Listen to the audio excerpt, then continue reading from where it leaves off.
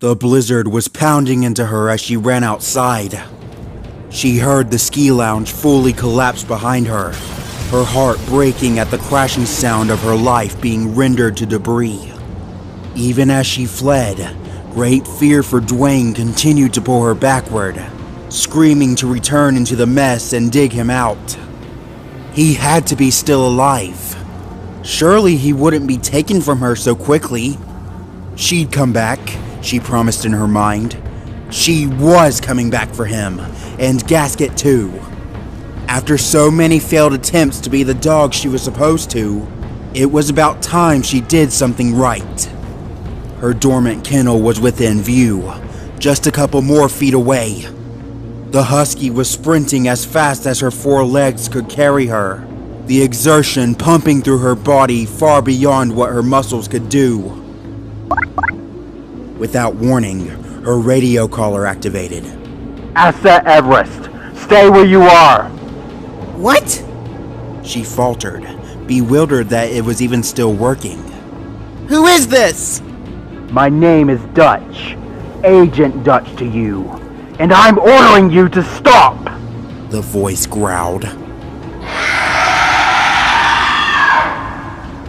A monstrous screech emitted from far behind her, spiking Everest's anxiety with alarm.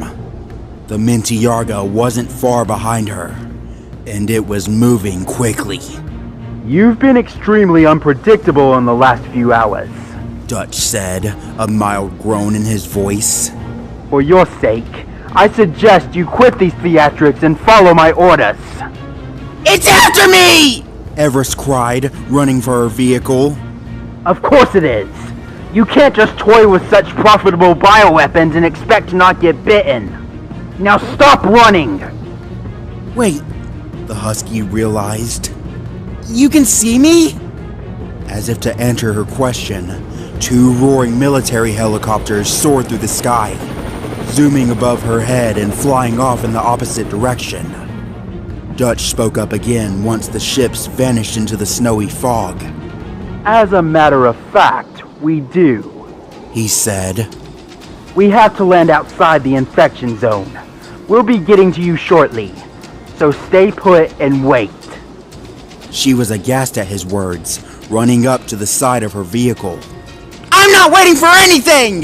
That thing killed my friends, and I don't even know who you are! I already told you my name! Dutch snapped through her radio. Everest leapt up the side of her kennel, climbing to the top. Turning her head away from the beating icy winds, she swept a layer of frost off the kennel's upper controls. Maybe, but how do I know I can trust you? Dutch answered with a rising growl, as if the dog himself was spiking his fur. Because I am the executive director of the Arkline Foundation. You are speaking to the very top of the pyramid here. There is nothing above me. Everest stopped, her paws hovering above the dormant control panel. Arkline? Yes, my foundation. Dutch hissed. You have interfered with one of our field tests. God help you if any damage has come to the Mintyarga. And now, because of your own meddling, we're taking you in as an asset. Can't exactly let the general public get word of our progress. You're insane! I'm not going anywhere with you! You have no say in the matter, insect. Now follow my orders if you wish to stay alive! Everest never heard Dutch's last sentence. She pounded for her life on the buttons, activating the machines that slept within her kennel. The vehicle responded, emitting a low whirring noise as it worked, but the freezing temperatures had slowed its processes. No! Come on already! Everest panicked, her body stiffening at the sound of a screeching roar behind her. The Mintyarga scampered through the snow, leading with snarled, bared teeth and using the lights of the kennel as a beacon. It saw Everest long before she saw it, buying it a few seconds to ambush its prey. The husky whipped around to face the creature, watching in horror as it sprinted for her. She was exposed atop her transport, and with soaring adrenaline, Everest jumped to the ground. The blizzard united with her snowy fur color, granting her invisibility within the storm. Leaping off the snow, the Mintiarga flew through the air and landed on top of the kennel, gripping its claws into the corners. With unmatched ferocity, it raked its lower arms at every angle, leaving deep cuts into the metal cockpit of the vehicle. Its claws were sharpened by the metal impacts, but no blood was shed. Hissing in agitation, the creature craned its head around, scanning its blank white surroundings for any sign of its prey. Nothing visually, but she was close. Too close, it knew. Flicking its tails in the winter air, the Mintiarga crawled to the front of the den, peering over the front side into its doorway. Everest was huddled in the far corner of her doghouse, hastily searching through her belongings for anything that could save her in this desperate moment. She heard it snarl and turned around with horror at the sight of its face leering in. She screamed, scrambling amidst the scattered objects. The husky was completely trapped in her own home, left helpless as the Mintiarga started climbing inside. No! Get away from me! Everest cried with what little she had left. Just get away! The Mintiarga screeched at her misery, reaching its claw out to her. In an instant, a metal hatch slammed down the front entryway, crushing onto its tails. Searing pain soared through the creature, sending it into a wild frenzy as it jumped from its trapped limb. Everest covered her head as the monster flailed like an overturned roach, swiping and clawing in all directions. The floor underneath her came to life, a small platform lifting up the husky while the roof opened. Everest was quickly risen to the cockpit, and the kennel sporadically transformed as its hull shifted and extended. Looking down at the control panel before her, triumphant elation suddenly spread through the husky at the realization. Saved by the snowcat. The kennel fully transformed into its vehicle mode, trapping all entrances into the kennel with its alternate mechanisms until the Mintiarga was firmly sealed inside. Like a fuming storm, the creature raged at its capture, slamming and pounding into the walls with such velocity that it made the snowcat rock slightly. All right! Everest brightened with resolve, gripping the controls. Ice or snow, I'm ready to go! She stomped on the gas pedal, effectively flooring it with acceleration. Off she went into the blizzard, driving off from the ski lounge at incredible speed. Speeding through the winter for her freedom, Everest slapped her paw on the radio controls. Can anyone hear me? This is Everest of... She paused. It's just me! This is an immediate emergency situation! I need help! Nothing but static came from the other end, but the husky refused to give up, steering her vehicle through the blinding frost. This is an immediate emergency situation! My owner is dead! If anyone can hear me, I have an extremely dangerous creature trapped in my vehicle! I need the authorities! I need the military! Anyone! I need... Ah! Her body was violently slammed off the wall of her cockpit, the Mintiarga relentlessly teetering the snowcat with its resistance. Dangerous animal! Everest struggled to recollect herself, frantically trying to control her vehicle. I don't know what it is, but it's lethal and... Another impact from within, spiraling the drive for a split second before she could realign it. Two black helicopters descended from the fog, appearing like angels as they followed Everest like vultures. I said, Everest! Stop your vehicle! Dutch yelled through the radio. She ignored him, following her instincts to where she remembered the road to Adventure Bay began. Stop your vehicle! The road had to be somewhere, blanketed in snow probably, but Everest knew she was coming up on it. Gritted determination coursed through her like adrenaline. She was ending this here and now. Stop your vehicle or we'll do it ourselves! Dutch barked again. Swerving the snowcat off to the left, she sped through the blizzard until a road sign became visible on the distance. Not long now, just a little further to the main road. Cracking pops loudly tore through the air, tearing into the back of the snowcat and igniting its fuel line. A fiery explosion completely toppled her vehicle, throwing it from the ground to a violent crash. It rolled in the snow for a few seconds, leaving behind bits of metal debris before it slowly stopped in a crumpled, flaming heap. The helicopters flew overhead, disappearing into the blizzard.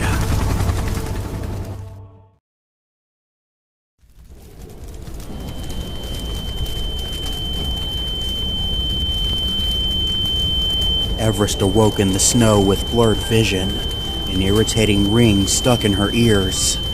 She blinked her eyes to see her snowcat a couple feet away, smashed on its side and burning to blackened metal. Her body stung with impact, bruised over from where she had been thrown. She groaned, trying to push herself up. It took immeasurable effort to even stand, pushing through the agonized protests in her legs, and putting one paw in front of the other was an ordeal of its own. She limped toward her destroyed vehicle, stopping before the shining beacon that was its flaming hull. Not a single thought entered her mind as she stared into the fire, only aimless static taking up her thoughts. The tractional wheels of the snowcat were either burning into seared metal or entirely torn from its skeleton and flung away. The overall body was dented and malformed, beaten from the crash and left for the blue paint to burn away. Anything still kept inside the thing was probably being used as kindling. Everest's ears picked up as she remembered the interior. Quickly walking around to the front of the ruins, she spotted a gruesome sight. The front panel of the snowcat was completely gone, either lost in the crash or punched out from the desperate creature trying to escape. The Mintiarga had its upper body free, appearing as if it was trying to crawl free from the wreckage, but the fires had long consumed it. Its skin suit, gasket-stolen body, was burned away into nothing, leaving only a charred skeleton to emit smoke. To be trapped within the crashed snowcat, the creature had made a desperate attempt to free itself, but the fires were not as merciful as the blizzard. The Mintiarga was dead, completely burning alive as it tried to free itself. Everest said nothing as she saw its body, but knowing the terrible threat that had ruined her life so viciously was finally disposed of was greatly relieving. There was nothing left to do now. Sighing to herself, Everest aimlessly turned away and walked out into the roaring blizzard. The wind whipped at her fur, stinging her skin with icy needles as she moved. Her breath came out in ragged gasps, crystallizing in the frigid air before dissipating into nothingness. With each passing moment, Everest's movements grew slower and more labored, her limbs weighed down by the oppressive weight of exhaustion and cold. Every muscle screamed in protest, begging her to stop and seek shelter from the merciless storm.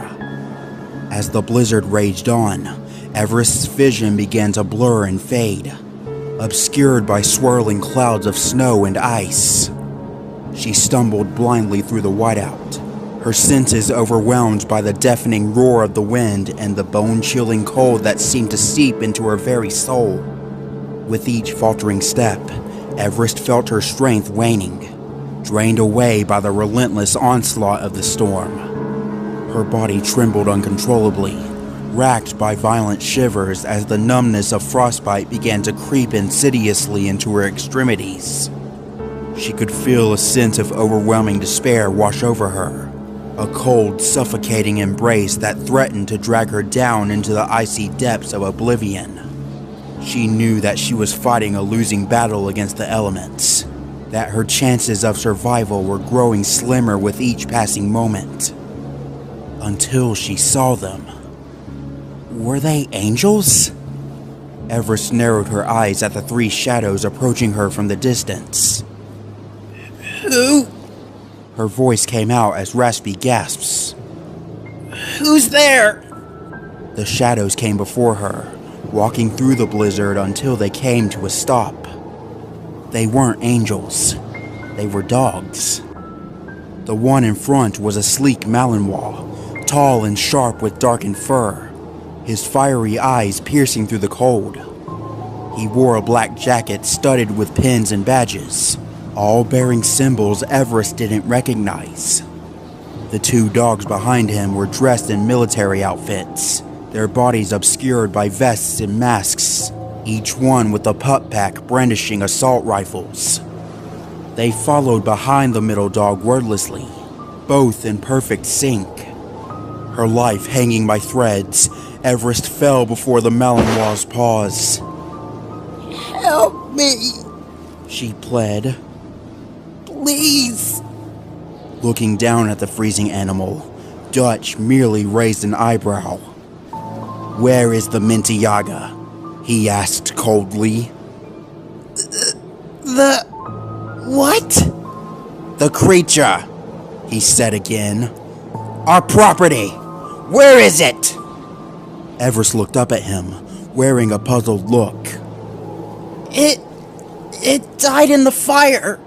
I think it... Dutch immediately lifted his paw, revealing a mechanical gauntlet he was wearing. He flexed his foot in an instant, firing out a tranquilizing shot directly into the dying dog at point-blank range. Everest was helpless to resist as a metal pin stuck into her neck, discharging an overwhelming electric shock through her entire body. The husky collapsed at his mercy, rendered completely unconscious. "Get a team into the lounge and clean up whatever you can," Dutch hissed, turning back to one of the guards. "And not a word of this comes back home. For all our investors are concerned, the Mintiaga was willingly euthanized!"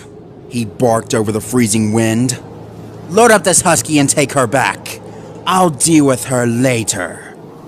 The guard bowed. Yes, Executive. He then nosed his muzzle under Everest's body, picking her up onto his back. With their new captive in tow, the Arkline soldier transported her away to their landing site. Rolling his eyes, Dutch turned back to the second guard.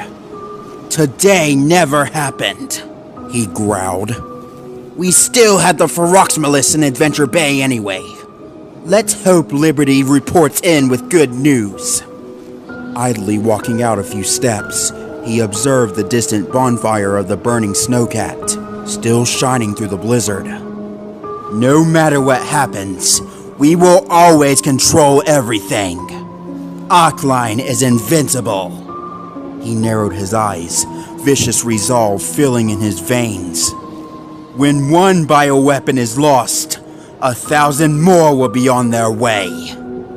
The dark Malinois turned around, trekking back to the landing site with the guard in tow.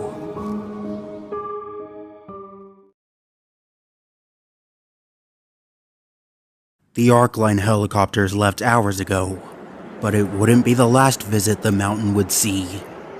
A substantial while later, another helicopter would poke through the clouds of the blizzard, this one greener in color and belonging to a different faction. The letters ACG were painted in white, brandishing the airship to its owners. It came to a slow stop, gently descending down before the collapsed debris that was once a giant ski lounge. Landing in the snow, its engine shut off and the side doors opened. Two ACG soldiers jumped out, burying their paws in the snow as they landed. They were clad with military gear, kept warm by insulated coats worn over their armor. Their pup packs firmly attached to their backs had readied assault rifles, but the soldiers broke formation as they walked to the site. The ruins shocked both dogs with awe, leaving them standing in the wind as they took in the tragic sight. They looked around from their position, set up a few machines, and scanned the premises with small devices. Once they were satisfied there wasn't any direct threat, they nodded to one another and started digging into the rubble. They worked for hours, unearthing through the lobby and taking pictures of the ice-covered hallways. They documented the blood on the floor and sketched a map of the ceiling vents as they walked. The first one climbed down a set of stairs into a server room, all the machines frozen over beyond repair. He walked around the narrow passageways in curiosity, but soon left the scene. The second ACG soldier dug through the north hallway, made difficult as the ice was extremely defiant against his tools. He made a sudden discovery as the frozen wall broke away, making him fall forward into what appeared to be the hallway's end, although showing signs of excessive ice and water damage. Hey, Tesla! He spoke with heavy panting into his radio. I think I found something! He tilted his head at where a vending machine had been moved, exposing a hole in the far wall that led into a secret corridor. It was then he found the safe room where Jake had fallen, the dog nervously creeping along the metal floor until he entered the main room. He stopped in his tracks at what he saw. Numerous bloodstains everywhere an eye could see, even clumps of gore and flesh that were frozen to the floor. The soldier gagged in his mask at the sight, knowing what he'd have to do. The blizzard was coming to a peaceful end when the two soldiers reunited outside, the fog and winds beginning to clear for the blue sky.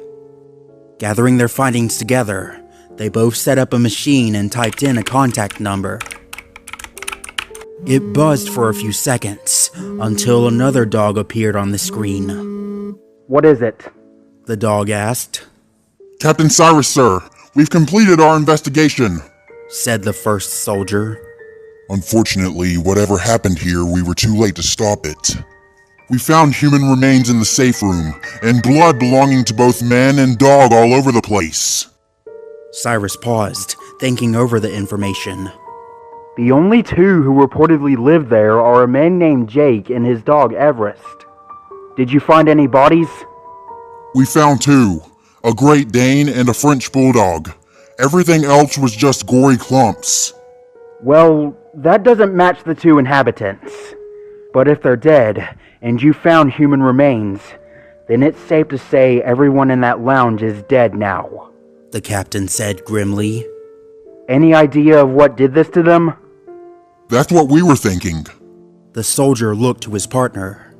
The gruesome nature of the killings matches Feroxmelis. We think it's possible it might have attacked this mountain too. Wait, I don't understand. Cyrus furrowed, looking puzzled over the call. Feroxmelis is here, though, in Adventure Bay. When would it have been in the mountains? That doesn't make any sense. It's the only theory we have, sir. There's no evidence of any other creature being here. It's the only logical conclusion we can draw.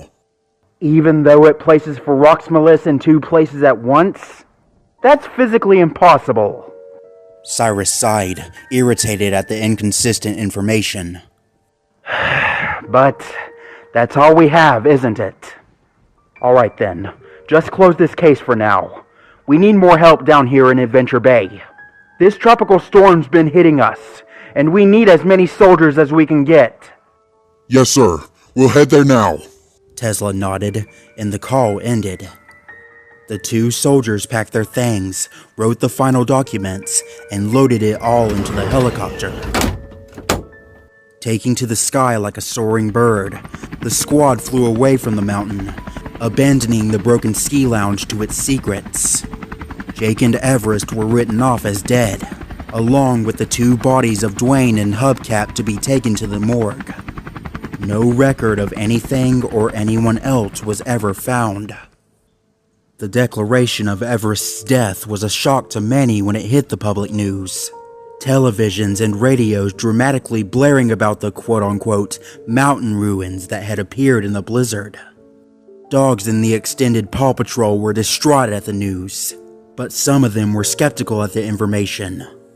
They couldn't shake the lingering feeling that somewhere, out there, Everest was still alive, fiercely being withheld to protect the vile truth of what had occurred. With nothing left to go with, the dogs sighed and held on to their hope, believing that one day their questions would be answered. But for now, life was to continue on. Citizens would continue to get up in the morning, go to work, see their families. Children would still go to school and play. Dogs would still emerge outside and run along the fields. With heavy heart, their lives continued on, believing truly that Everest was still out there, battling to keep her light burning bright amidst the darkness. The end.